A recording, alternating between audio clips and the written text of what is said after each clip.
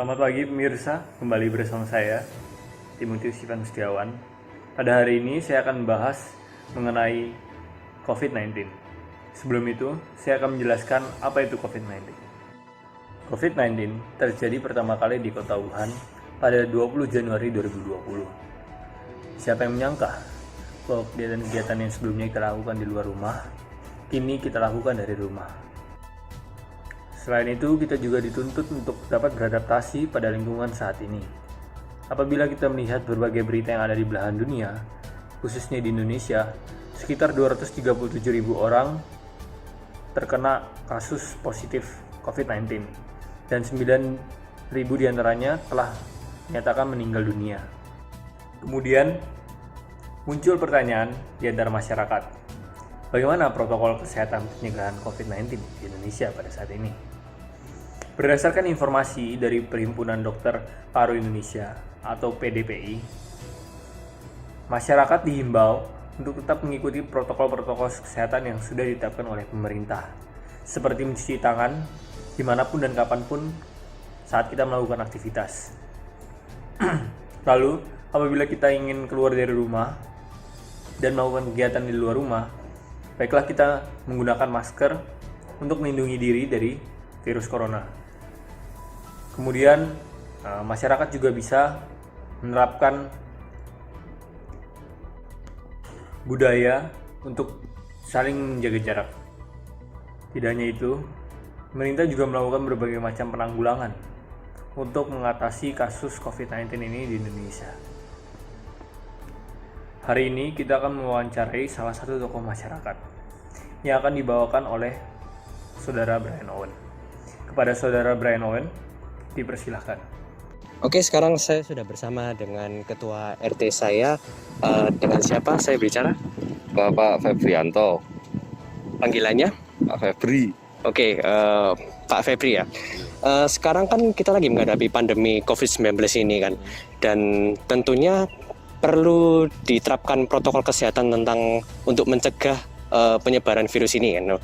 Nah, sebelumnya Pak Febri, saya mau tanya, apakah sebelumnya ada warga kita yang sempat terserang virus ini? Ya, terima kasih.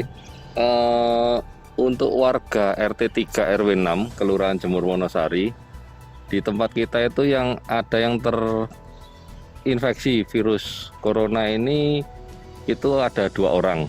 Baik. Itu pada bulan Juli kalau nggak salah. Itu kebetulan ada dia dari klasternya Bank Mandiri 1 sama seorang dokter dari Dr. Sutomo. Ada 2 orang. Itu dia melakukan isolasi mandiri. Kebetulan yang dari Bank Mandiri itu dia OTG, jadi nggak ada gejala sama sekali. Termasuk yang Dr. Heru itu juga OTG. Baik. Jadi tidak ada kendala sakit atau apa. Cuma kebetulan waktu itu ada klaster Bank Mandiri kan banyak yang kena positif. Ya.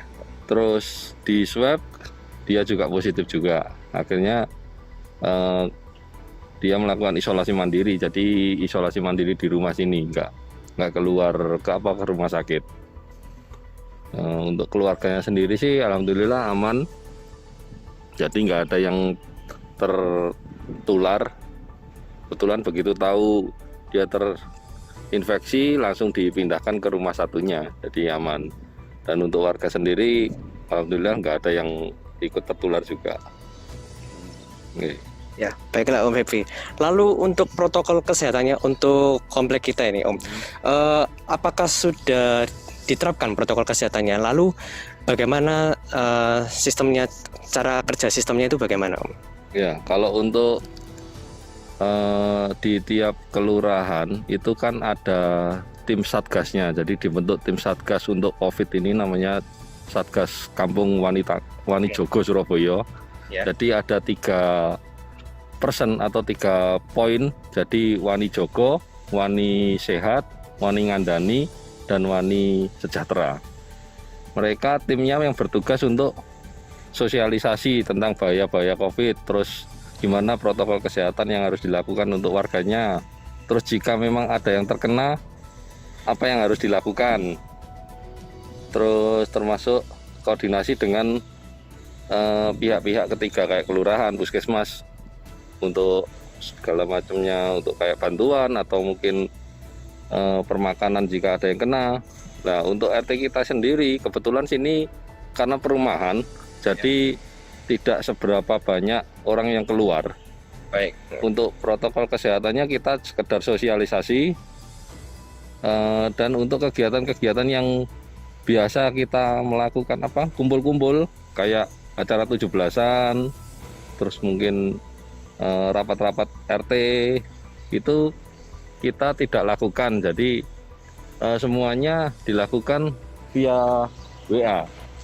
Jadi kita buatkan grup untuk warga, semua warga dimasukkan ke grup situ dan kita berkoordinasi atau sosialisasi di situ. Jadi ketika ada yang terkena atau ada urusan dari kelurahan tentang pengumuman apa-apa yang mungkin ada informasi bantuan COVID, itu kita sampaikan via grup. Termasuk juga untuk iuran RT. Ya, jadi kalau dulu itu iuran RT kan diambil tiap rumah, didatangi satu-satu. Sekarang enggak.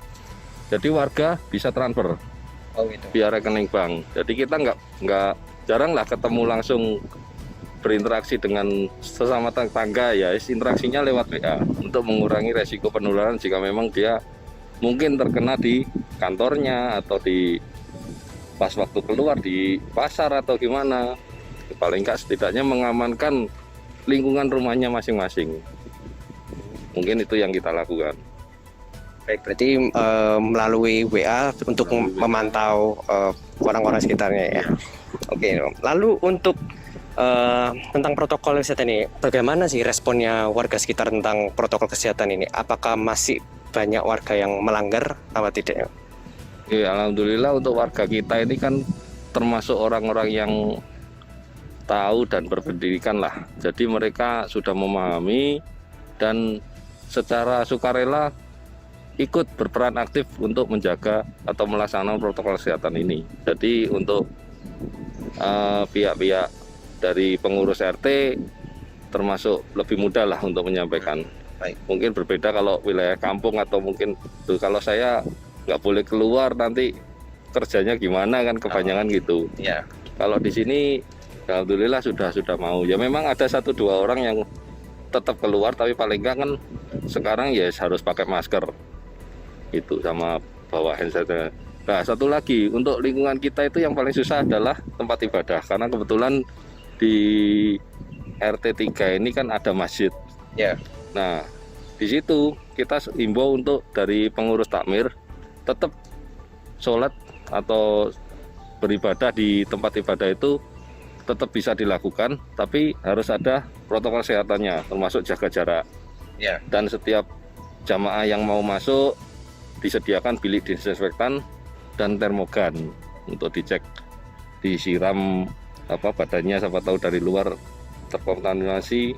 Terus sebelum masuk itu juga dicek suhu tubuhnya.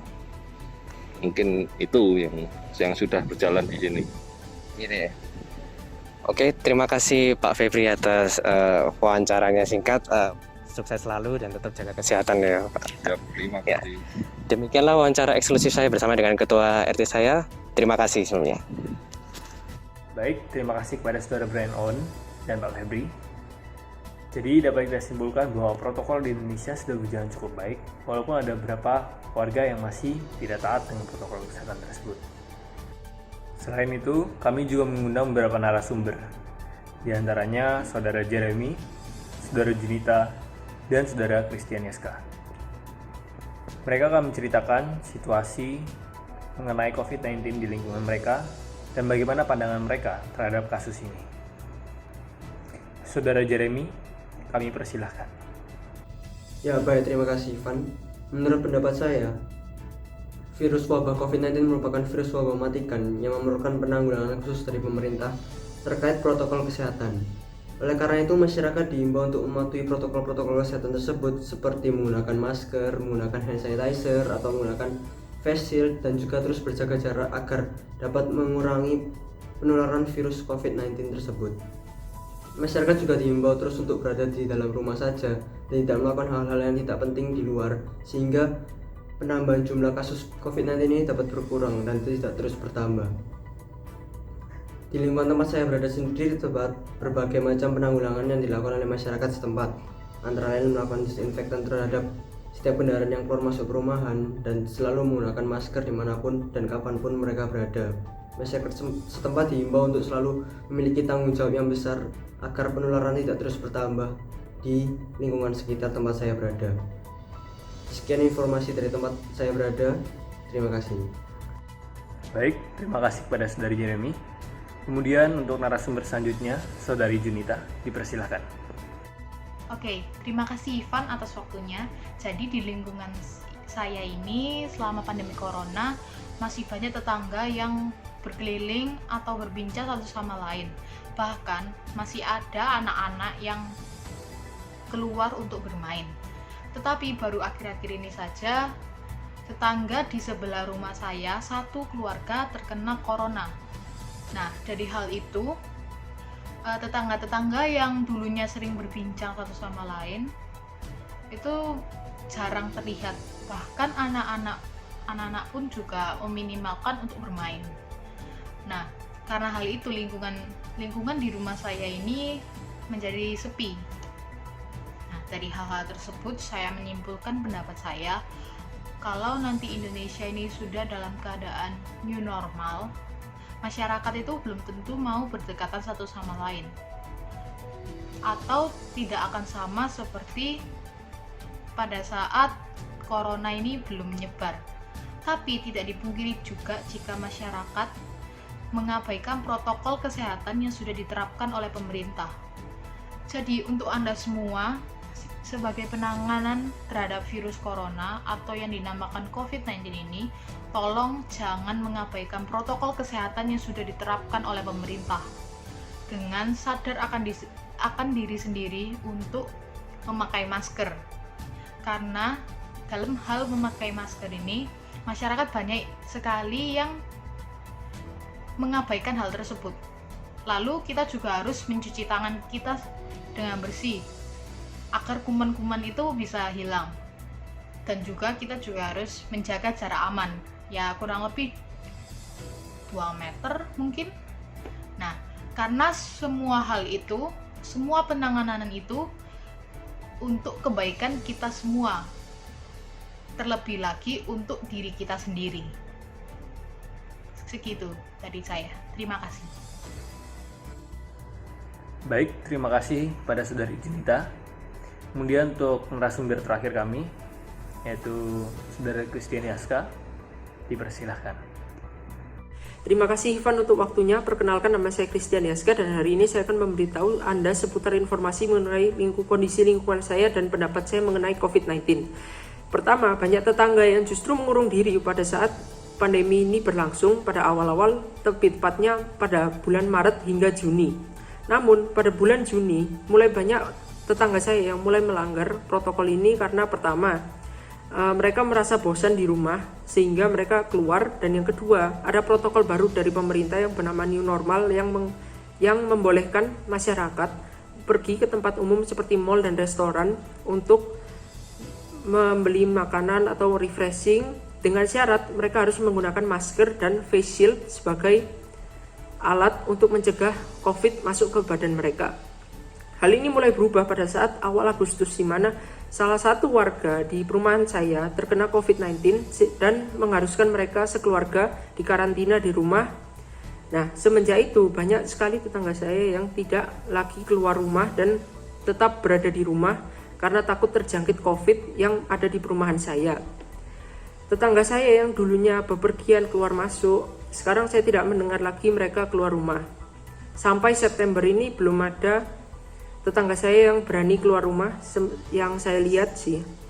Dan untuk pendapat saya tentang COVID ini, mungkin pada saat new normal nanti atau berakhirnya pandemi ini pada mungkin Januari, di mana kita juga mahasiswa Ubaya akan kuliah offline, mungkin masih ada atau banyak orang yang tetap mematuhi protokol kesehatan seperti menggunakan masker dan face shield kemana-mana meskipun sudah tidak ada lagi perintah tersebut, karena mereka masih takut tentang wabah ini akan menular lagi. Sekian dari saya, terima kasih. Baik, terima kasih kepada Saudara Christian Yaska dan kepada semua narasumber dan semua yang tergabung dalam acara berita ini. Mengucapkan terima kasih yang sebesar-besarnya telah bergabung dan menyampaikan pendapat dan situasi terkini mengenai COVID-19.